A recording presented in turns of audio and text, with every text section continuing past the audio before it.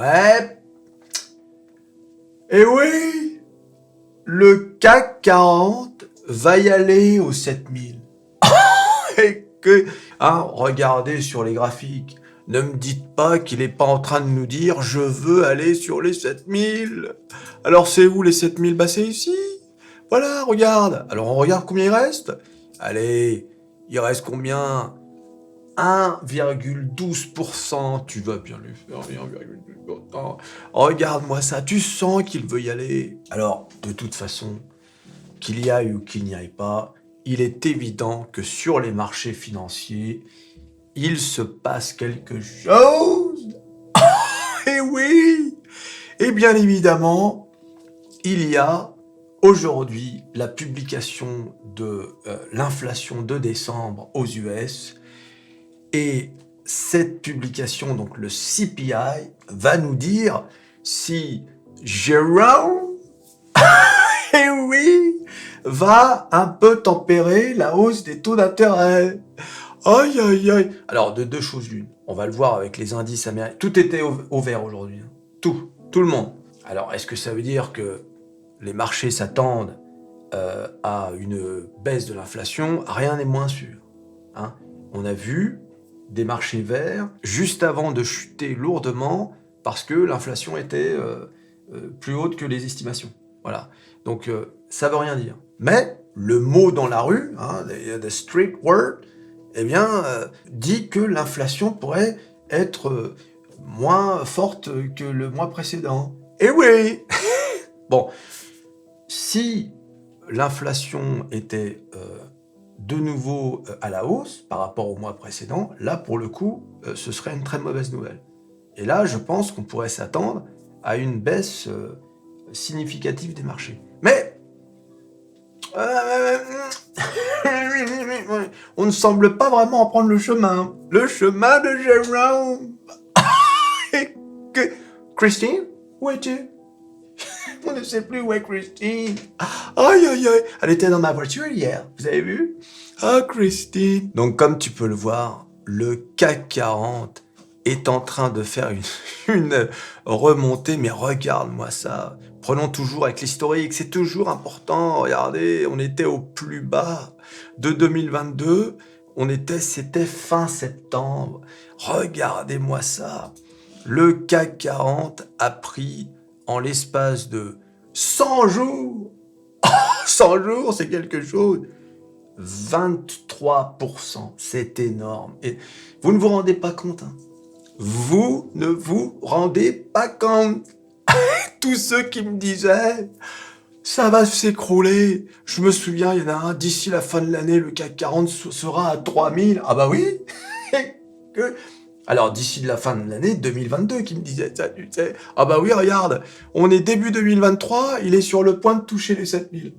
Et oui, je le blâme pas. On a le droit d'avoir un sentiment. Moi, je vous l'ai dit, j'ai un sentiment bullish pour 2023. Est-ce que ça va arriver dans le premier semestre ou le deuxième, peu importe. J'ai un sentiment bullish. Voilà, c'est comme ça. Je suis bullish. Bullish. Bullish. Et certains sont bearish. Voilà, c'est comme ça que Dieu dit. Donc, comme vous pouvez le voir, le CAC 40 est vraiment là. Il ne veut pas descendre. Il dit non, je ne descendrai pas, c'est comme ça. J'ai pas envie de descendre. Vous avez vu que le CAC 40 semble mener la danse. Même les Américains, ils se sont dit, les Français, c'est quelque chose. Non, c'est une blague. Aïe, aïe, aïe, jamais de la vie. Donc le CAC 40 aujourd'hui a pris 0,80% et a clôturé à 6924. D'accord? Voilà, on est là, on est bien, on se maintient. Alors, pour que ça se maintienne et que ça aille vers les 7000, il faut que ça se maintienne au-dessus de la zone support-résistance que j'ai dessinée, d'accord? Mais pour l'instant, ça se maintient, regardez, on est descendu, on n'est pas venu toucher. On se maintient au-dessus. Voilà. Donc aujourd'hui, le CPI, aujourd'hui, 14h30, donc avant l'ouverture des marchés américains, voilà, CPI à 14h30. Inutile de vous dire que si vraiment l'inflation a vraiment baissé, on pourrait assister à vraiment Souvenez-vous, hein, la dernière fois qu'on avait eu une très très bonne nouvelle vis-à-vis de l'inflation, le Nasdaq avait pris 7,35%. Voilà, donc ça peut vraiment exploser. Le marché peut aussi avoir déjà pricé. C'est possible, tout est possible, d'accord? Mais une chose est certaine, certains d'entre vous ont bien entendu ma vidéo d'hier, quand je vous ai dit qu'Amazon était sur un gros support, et certains d'entre vous l'ont dit sur Twitter, vous avez pris une petite ligne Amazon. Bien vous en a pris, parce qu'aujourd'hui Amazon a pris 5,8%, et regardez ce rebond, je vous l'avais dit. Non, je ne prononcerai pas cette phrase, parce que c'est trop facile de dire je vous l'avais dit. Parce que si je vous dis un truc et je me plante, j'irai pas vous dire « Eh les gars, en fait, le truc que je vous ai dit hier, je me suis complètement planté. » Et vous auriez raison de me le reprocher. Voilà, donc je vous ai dit qu'il est fort probable, avec un support pareil, aussi puissant, il est fort probable qu'il y ait un rebond. Donc voilà, il y a effectivement un rebond, mais attention, ça peut être aussi un rebond. On va faire un dessin. Vous aimez les dessins. Arrêtez de faire semblant. Une vidéo Métamorphose 47 sans dessin, ce n'est pas une vidéo. Voilà, donc là, regardez. Donc le rebond, il est là pour l'instant. Mais comme vous le voyez, on peut très bien descendre. Regardez, hein. Donc là, 1. Vous voyez, à chaque fois, Donc, tout est possible. Il est évident que si demain, les marchés remontent, s'il y a une bonne nouvelle inflation, si on commence à sentir que la Fed va tempérer la hausse des taux, il est plus probable que ça fasse ça, voilà, que ça remonte. Rappelons-le, hein, le Nasdaq, contrairement au Dow Jones ou même au SP500, a pris cher en 2022, moins 35%. D'accord? Donc il a beaucoup à rattraper. Hein, on va voir certaines valeurs, on est encore très très loin du all-time high de novembre 2021. Donc il y a encore de la marge. Il y a encore beaucoup de marge de hausse pour se dire « Ouh là là, mais attendez les gars, calmez-vous là, ça monte un peu trop, il y a un peu trop d'oseille sur le marché. » D'accord? On en est encore loin concernant le Nasdaq. Concernant le CAC et le Dow Jones, c'est une autre histoire. Mais bon, donc bravo à ceux qui ont pris une ligne sur les GAFAM. D'ailleurs, donc j'avais posé une question sur YouTube. On va voir tout de suite quel est votre sentiment sur le sondage. Le sondage, faut-il investir sur les GAFAM? On va voir tout de suite. Aïe, aïe, aïe, vous êtes tellement coquin. Allez-vous investir dans les GAFAM cette année? Oui, je vais investir dans les GAFAM, c'est le moment, 61%. Non, je ne mettrai pas une bille dans les GAFAM, trop risqué, 39%. Alors là, vous qui étiez pessimiste comme c'est pas permis, vous voilà tout à coup optimiste, à croire que je vous ai retourné le cerveau. Aïe, aïe, aïe. Il faudrait pas que le marché s'écroule comme jamais. Oh, les pauvres. Voilà, donc, bah oui, mais qu'est-ce que vous voulez? C'est comme ça. D'ailleurs, le sondage de la veille, le CAC 40 va-t-il bientôt toucher les 7000? Sommes-nous en train de rêver? Est-ce un bull trap? Le CAC 40 va toucher les 7000 bientôt, 58%. Le CAC 40 va redescendre et ne touchera pas les 7000, 42%. Là encore, de l'optimisme. Oh, mais qu'est-ce qui vous arrive? Vous êtes devenu fou? Aïe, aïe, aïe. C'est vraiment, là, je ne comprends pas. Là, je crois que vous êtes en train de vous métamorphoser 47. Oh, vous êtes tellement incroyable. Aïe, aïe, aïe. Alors, on va regarder les indices américains. On va commencer par le Nasdaq. Le Nasdaq qui aujourd'hui a pris 1,76%. C'est vert. On n'en peut plus que ce soit vert. Mais surtout, en 5 jours, le Nasdaq a pris plus de 5%, 5,21%. Regardez-moi ça. C'est incroyable. Et depuis le début de l'année, le Nasdaq a pris donc 5,24%. C'est quand même quelque chose de... Et oui, hein, regardez, ça a baissé, puis... Il y a une vague d'optimisme en ce début d'année 2023. C'est extraordinaire. Hein, on va quand même pas s'en plaindre. Le Dow Jones. Voilà, le Dow Jones qui a pris aujourd'hui 0,81%. hein, voilà. Et en 5 jours, le Dow Jones a pris 2,35%. Regardez-moi ça, comme c'est beau, tout est vert, tout est au plus beau. Je sais pas quoi vous dire. Et bien sûr, la star. La star des stars, le S&P 500, regardez, plus 1,28%. Je vous ai dit, on approche des 4000. Eh oui, on approche des 4000. D'ailleurs, le Dow Jones, je l'ai pas dit, mais là, pareil, on approche des 34 000. Et le Nasdaq, on approche des 11 000. Voilà. Sur les 3 indices américains, nous nous apprêtons à toucher une barre symbolique, une résistance symbolique, que sont les 11 000 pour le Nasdaq, les 34 000 pour le Dow Jones et les 4 000 pour le S&P 500.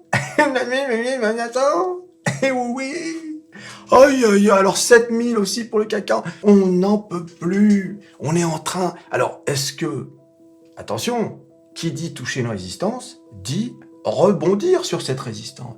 Et oui, hein, c'est rare.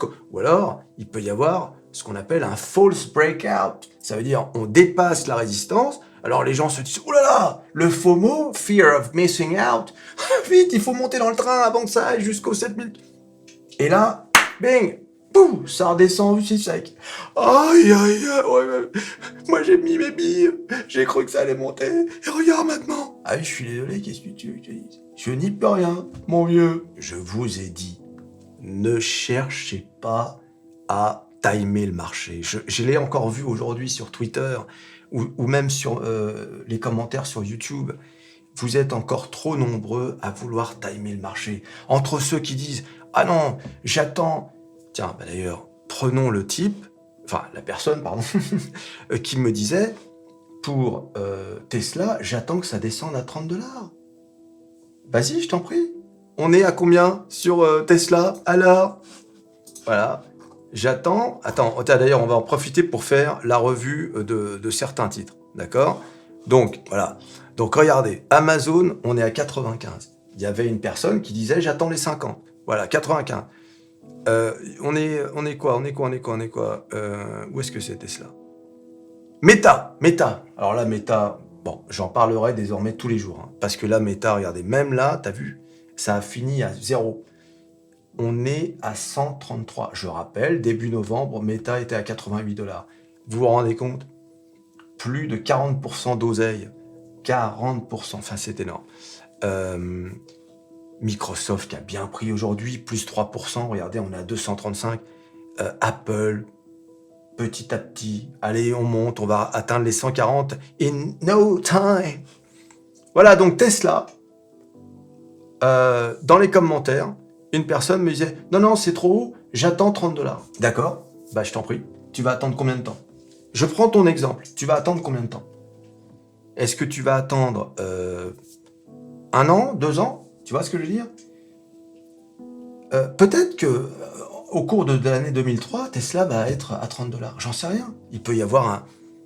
Mais si Tesla tombe à 30 $, ça veut dire qu'il s'est passé quelque chose, on est bien d'accord. Soit il s'est passé quelque chose spécifiquement sur Tesla, soit il s'est passé quelque chose sur le marché en général. Et là, ça veut dire que le marché s'est écroulé. Et donc, peut-être que c'est même à 30 $, ce sera peut-être même pas une bonne idée de rentrer sur Tesla. Attendre sur les marchés financiers, à mon avis, mais vous me dites dans les commentaires si vous êtes d'accord, d'accord. À mon avis, ce n'est pas une bonne stratégie.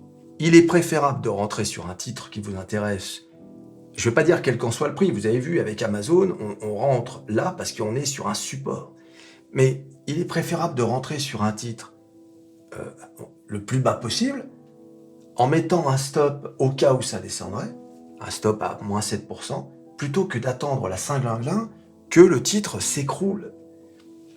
Cette stratégie, le problème, c'est que si tu fais ça sur toutes les actions dans lesquelles tu vas rentrer, tu vas te retrouver avec une tonne de cash sur ton portefeuille, mais imagine que toutes ces actions sur lesquelles tu veux rentrer à 30 $, imagine que ça n'arrive pas ou que ça arrive dans 2-3 ans. Tu vas pas garder du cash pendant 2-3 ans, on est bien d'accord.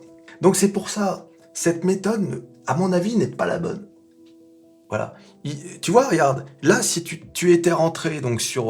au moment où j'ai fait la vidéo sur Tesla, vous étiez déjà... vous vous souvenez quand je vous ai dit, alors Tesla à 102 $, on rentre ou on rentre pas? Eh bien regardez, Tesla est à 123 $.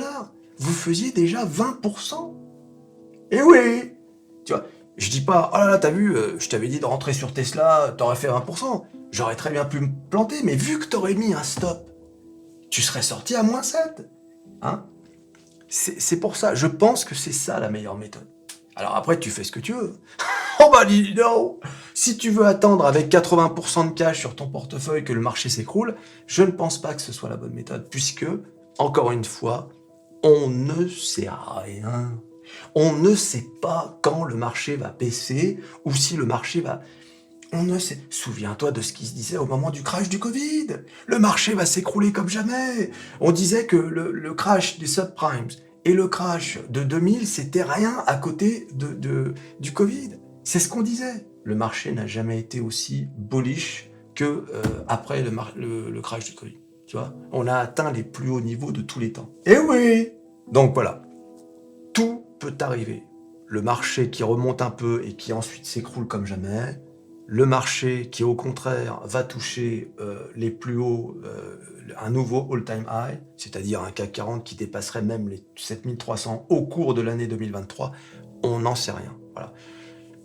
Ce que je pressens, c'est qu'effectivement, au toucher du point des 7000, on risque d'assister à une baisse, une petite baisse, parce que, voilà, depuis l'année 2023, quand même, là, il y a une sorte d'euphorie, et en général, ça dure pas comme ça en ligne droite. Hein. Vous l'avez bien vu d'ailleurs, retournons sur le CAC 40, vous l'avez bien vu quand il y a eu, souvenez-vous, le canal haussier, hein, ce fameux canal haussier voilà. Vous avez vu, je vous disais, mais c'est pas possible, ce CAC 40, il arrête pas, regardez. Et puis bing, il est arrivé sur une zone de support-résistance, et puis, t'as vu, il a commencé à ranger, et ensuite, il a chuté pendant... Là, il faut quand même se dire, hein, au moment où ça a quitté donc le canal haussier, et au moment où on en est sorti, on est sorti du range, il s'est écoulé un mois et 3 jours, 33 jours, d'accord? Donc voilà, donc là on peut très bien, par exemple si je prends mon stylet, on peut très bien donc toucher la barre des 7000 et faire ça, d'accord? Ranger à ce niveau-là, c'est-à-dire sous ou même légèrement au-dessus, tu vois, hein, un peu comme ça. Ça peut se faire comme ça. Hein. D'ailleurs, regardez, on avait rangé sur cette partie-là, ensuite on a rangé légèrement au-dessus, là on remonte, on ne sait pas. Donc, ou alors ça peut revenir ranger à nouveau dans la même zone de support-résistance, la même qu'on a depuis avril 2021. Tout est possible. Et que... Donc, comme on ne sait rien, rentre sur les valeurs qui t'intéressent, auxquelles tu crois, et place un stop. Alors, si tu veux être très long, t'as pas besoin de placer un take profit, mais si tu es en swing trading, fais ça. Bon, moi, je vous l'ai dit hier, le long terme, je mets pas de stop. Et je mets pas non plus de take profit, je laisse courir. Si je crois en une entreprise, je laisse courir, tout simplement. Voilà, j'en ai rien à faire. Je vous ai donné toujours l'exemple de Microsoft. Voilà, moi, je suis sur Microsoft. J'en ai rien à foutre que ça monte, ça descend. Je suis sur Microsoft. Tu vois, c'est comme ça. C'est pareil pour Stellantis. C'était à 19 € l'année dernière. Aujourd'hui, je sais même pas à combien c'est. Je crois que c'est aux alentours de 14. Je ne sais même pas, j'en ai rien à foutre. Non, le seul truc que je reproche à Stellantis, c'est d'avoir profité du Covid pour nous couper le dividende. Voilà, ça c'était très mesquin, contrairement à Total qui, eux, hein, voilà, nous ont distribué un peu d'oseille. Et oui, merci Total. Les méchants actionnaires de Total. Les méchants actionnaires. C'est pas bon les méchants actionnaires. Hein, t'as vu un peu comment on nous traite, comment... Tu as vu? Avec le truc des retraites, là? Ah, je vais faire une vidéo là-dessus. Oui, parce qu'il va y avoir des grèves, etc. Hein. Attends-toi à tout. Ça va être le bordel en France. Tu as vu? Il commence à dire, la petite musique, oui, parce que vous savez qu'en 2022, il y a eu une année record de redistribution aux actionnaires. Une année record, je crois que c'est 80 milliards d'euros. Donc là, la petite musique, augmenter les impôts pour les actionnaires, aux entreprises, etc. Et oui, comme d'habitude. Hein. Bah oui, avec la flat tax de 30%, c'est pas suffisant peut-être. C'est comme ça. La météo des tweets. La météo des tweets. abonnez-vous au Twitter Métamorphose47. Qu'attendez-vous? Regardez, nous sommes déjà 434 followers. Mais abonnez-vous. C'est là que ça se passe aussi. Pour les news, vous savez, quand il y a des trucs qui sortent comme ça, c'est là que je vais le publier. Je vais pas faire une vidéo, tu sais, juste pour une news, ou etc. Abonnez-vous sur Twitter. En plus, maintenant, de plus en plus, il y a des gens qui sont abonnés à Métamorphose47 sur YouTube, sur TikTok, et de plus en plus, je vois des échanges entre vous. Moi, je peux pas répondre à tous les messages, etc. J'essaie de faire de mon mieux, mais c'est vrai que bon, bah, c'est pas toujours possible. Et puis, plus il y a de monde, moins c'est possible, justement. Donc, mais je vois de plus en plus de gens donnent des tuyaux à d'autres, etc. Donc, abonnez-vous à Métamorphose 47, qu'attendez-vous? Personne veut se faire de l'oseille dans ce pays, ou comment ça se passe? Si vous voulez pas vous faire de l'oseille, ne vous abonnez pas. Aïe, aïe, aïe, ça c'est une bonne accroche, tiens, je trouve. Hein? je vais en faire un slogan. Voulez-vous faire de l'oseille? Abonnez-vous à Métamorphose 47. Bon, c'est un petit peu mensonger, mais par la personne. Aïe, aïe, aïe. Alors, d'abord, un petit tweet sympa que j'ai. Hein, ça prend du temps de faire ces tweets, hein, je trouve. Depuis le début de l'année, Apple a pris 5,93%. Tesla, 12,37%. Amazon, 9,63%. Meta, 6,39%. Microsoft, et là je pleure, moins 2,15%. Et oui, Microsoft n'est pas dans la mouvance. Là, c'est pas bon. C'est pas bon du tout. Voilà. Je me permets de le dire. Ça me fait pas plaisir, cette histoire. Voilà, donc là, bon, bien évidemment, je reparle de Amazon. Pour faire suite à ma vidéo de ce matin, Amazon a pris à nouveau plus 3%. On verra donc en fin de journée qu'en réalité, c'est peut-être pas 3%, mais 5,8%. C'est énorme. Amazon, les gens se ruent dessus. Voilà, c'est comme ça. C'est pareil pour Meta, pour tout. Je te raconte pas si demain les banques centrales décident de continuer leur politique au quiche, on risque de vivre une sacrée chute des marchés. Oui, c'est ce que je te disais tout à l'heure, c'est fort possible. Mais l'inverse aussi. C'est ça qui est bien. Tu peux dire un truc, oui mais non mais c'est... Voilà. Bernard Arnault nomme sa fille Delphine à la tête de Christian Dior Couture. Comme c'est beau le mérite. Eh oui. Eh oui, il aime sa fille, son fils, il va devenir PDG. Alors, on imagine qu'ils ont un peu de compétences. Mais bon, la méritocratie, etc. Moi, les Américains, ils sont pas trop comme ça. Ils sont plutôt, voilà, démerdez-vous, quoi. Hein. Bien sûr, ils trouvent des astuces pour leur filer un peu d'oseille. Mais bon, mais l'entreprise LVMH, c'est une entreprise familiale. Hein. Ah ouais, bah oui. C'est Bernard Arnault, il s'est pas fait tout seul. Hein. C'est pas un self-made man. Hein. C'est un fils, lui aussi. Comme d'ailleurs beaucoup de bourgeois français. Mais bon, bravo à lui quand même pour avoir fait de LVMH l'un des plus gros groupes français, quoi. C'est quand même extraordinaire. Premier groupe de luxe au monde. Le mec, il est devenu l'homme le plus riche de la planète, avec avec Elon Musk, mais maintenant qu'Elon Musk a perdu beaucoup d'oseille avec Tesla, je crois que c'est Bernard Arnault qui est redevenu le plus riche. Il a fait de LVMH un mastodonte absolument extraordinaire. Donc tu vois, bon, s'il veut foutre sa fille, voilà, c'est tout. Il veut que je te dise. Orpea, plus 15%. Voilà, Orpea qui est désormais à 8,72 €. Je rappelle qu'Orpea, il y a à peine quelques semaines, était à 5-6 €. Ah tiens, prends ça. Tu sais, voilà, un pourboire. Oh bah tiens, allez. Tu vois un peu comment ça marche? Voilà, parce qu'en fait, le comité de je sais pas quoi, le CDC, a décidé d'entrer au capital. Bon, j'en parlerai dans une vidéo à part. J'attends de voir comment ça se passe, cette histoire. Mais bon, ça rassure les marchés. Ça fait 15% aujourd'hui. Hier, je sais plus combien, mais enfin, on est à 8,72 €. C'est énorme. Énorme, Orpea. Et oui, il y a de l'oseille. Il faut être patient, attendre les news. Bon, le problème, c'est que Orpea, attention, c'est très spéculatif. Là, il y a 15%, demain, il peut y avoir moins 30%.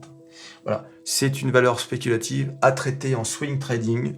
Tu rentres, t'attends une petite news, sachant que tu peux perdre. tu peux perdre du jour au lendemain un gap de 30%.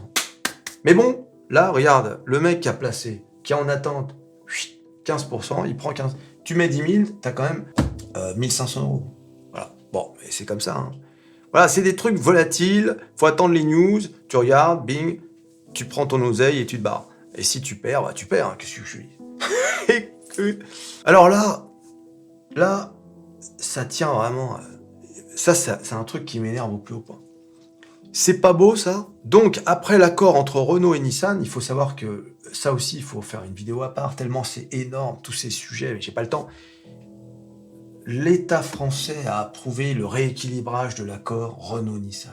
L'État français s'est couché devant le gouvernement japonais comme jamais. Et là, donc, ça, c'était une news, mais c'est pas beau, ça. Donc, après l'accord entre Renault et Nissan approuvé par Paris, voici donc ça, c'est une nouvelle news où la France s'est couchée. Voici donc maintenant la vente d'Excelia aux Américains.